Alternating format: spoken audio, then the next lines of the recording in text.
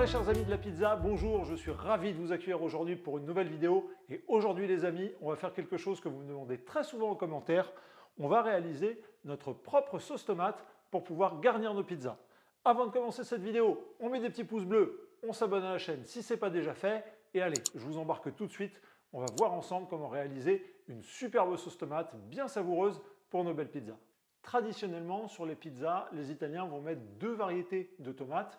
On va trouver la San Marzano, qui est vraiment très largement représentée dans les sauces tomates italiennes, ou sinon les petites tomates cerises, les Datterini. Comment est-ce qu'on fait, nous, si on ne trouve pas ces variétés à côté de chez nous? Eh bien, pas de panique.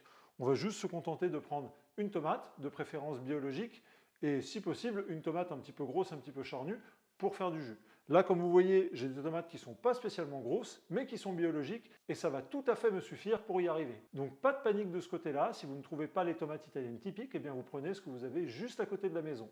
Si vraiment vous êtes un acharné, et que vous avez un jardin, et que vous savez faire pousser vos tomates, eh bien dans ce cas-là, je vous invite à aller voir sur des sites comme Cocopelli par exemple, et vous avez de grandes chances de trouver les variétés italiennes.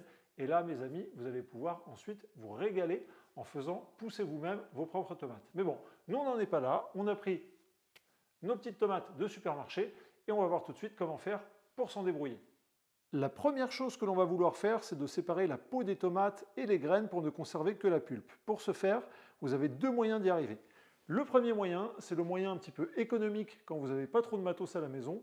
Vous les mettez dans l'eau bouillante pendant 10 minutes et ensuite directement dans l'eau glacée. Comme ça, la peau va tout de suite se retirer et ce sera beaucoup plus facile. Le second moyen, je vous le montre, c'est grâce à un appareil qui m'a été envoyé par Vevor et qui porte le doux nom de Tomato Sauce Maker. C'est l'artillerie lourde et vous allez voir, on rentre les tomates par le dessus, ça passe dans une vis sans fin qui va séparer ici la pulpe et par ce côté-là, nous ressortir les graines et la peau. Je vous montre tout de suite comment ça marche. Vous allez voir, pour cette première étape, ça va vraiment être très pratique. Et c'est vrai que c'est l'artillerie lourde, mais ça fait quand même bien le taf.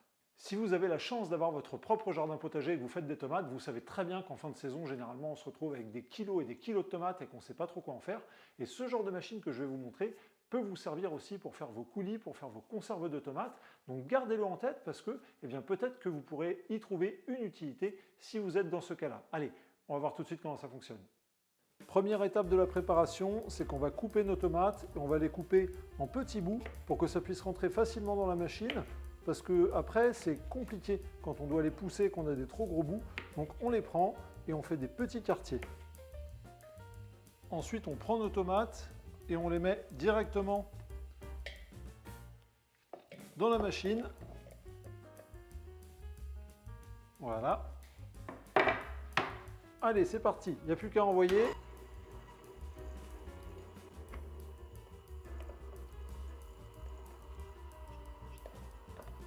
Voilà, et ça commence à sortir, impeccable.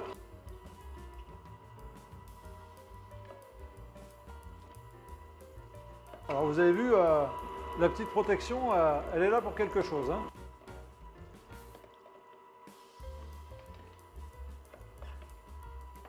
Et voilà, j'ai passé toutes mes tomates et comme vous voyez, on a bien le jus et la pulpe qui sont sortis de ce côté-là et la peau qui a bien été triée avec les graines de l'autre côté.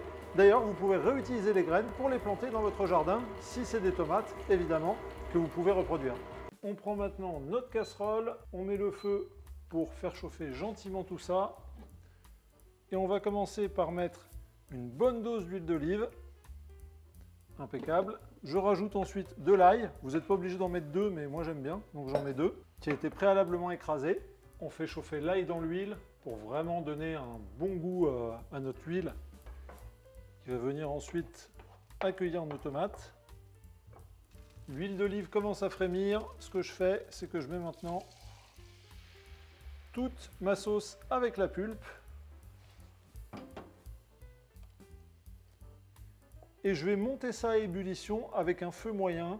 On va y aller gentiment. Le but, ça va vraiment être de faire réduire notre sauce tomate pour qu'elle ait la consistance qui nous intéresse.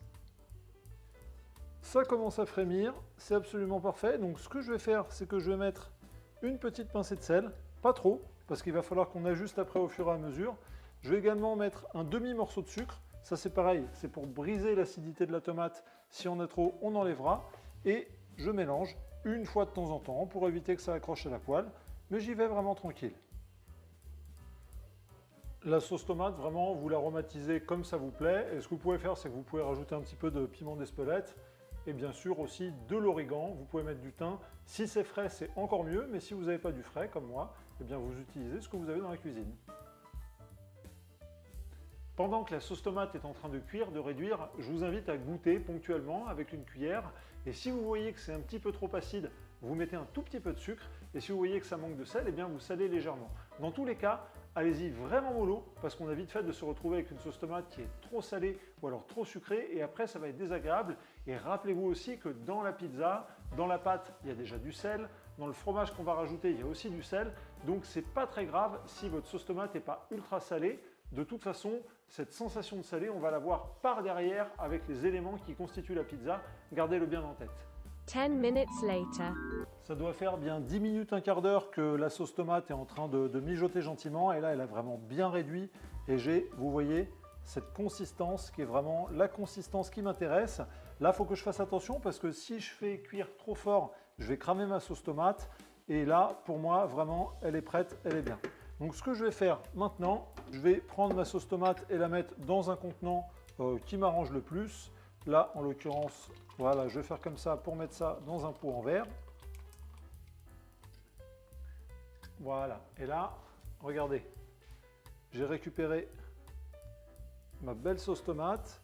Je vais la laisser refroidir. Après, je vais la mettre au frigo. Et vous pouvez la conserver une semaine ou deux bien au frais. Et vous allez voir avec, vous allez vous régaler. J'espère les amis que cette vidéo vous a plu. Si c'est le cas, vous savez, vous mettez des petits pouces bleus, vous vous abonnez à la chaîne. On se retrouve tout bientôt pour des prochaines aventures de pizza. Ciao!